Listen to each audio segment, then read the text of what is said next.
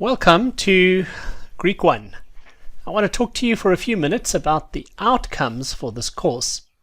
Almost everyone who signs up to study Greek with SATS has one primary objective in mind.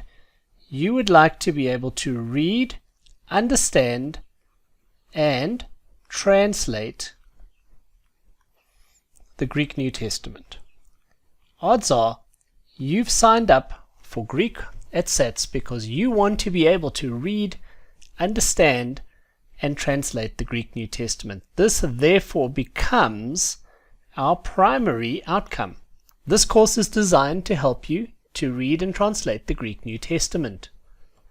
This course together with the ones that follow. However, to read and translate, you need a few critical skills. The first thing you need is called vocabulary. Vocabulary. What's vocabulary? Well, vocabulary has to do with word meanings. The meanings of individual words. For instance, you need to know that the word agape means love, and many other words. If you don't know the meanings of the words, can't read, can't translate. Second thing that you need is you need to have what we call morphology. You need to understand morphology. What is morphology? It's a terribly big word. Don't worry.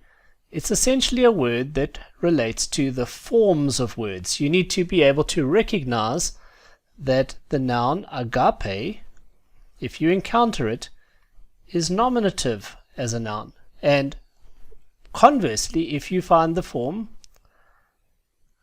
agapes, you need to be able to recognize that it's genitive and know what that means.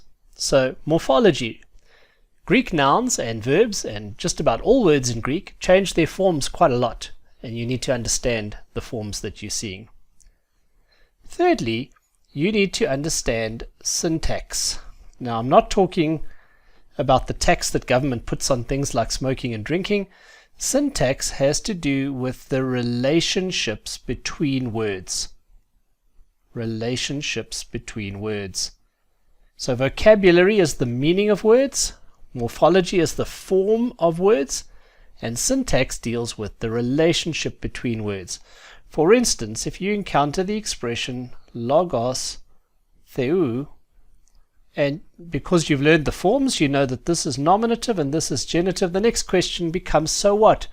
What does that tell you about how these two words combine to create meaning? So our objectives for the course, our primary outcome is to read and translate the Greek New Testament. We share that as the primary objective. In order to accomplish that, we need to do vocabulary, we need to do morphology, and we need to do syntax. And when we put all of that together, we achieve number 4, the ability to read and translate the New Testament. So if you know what the words mean, and you know how to understand and recognize the different forms, and you understand how the words combine to form meaning, then you are in a position to read and translate Biblical Greek, which is the objective of this course.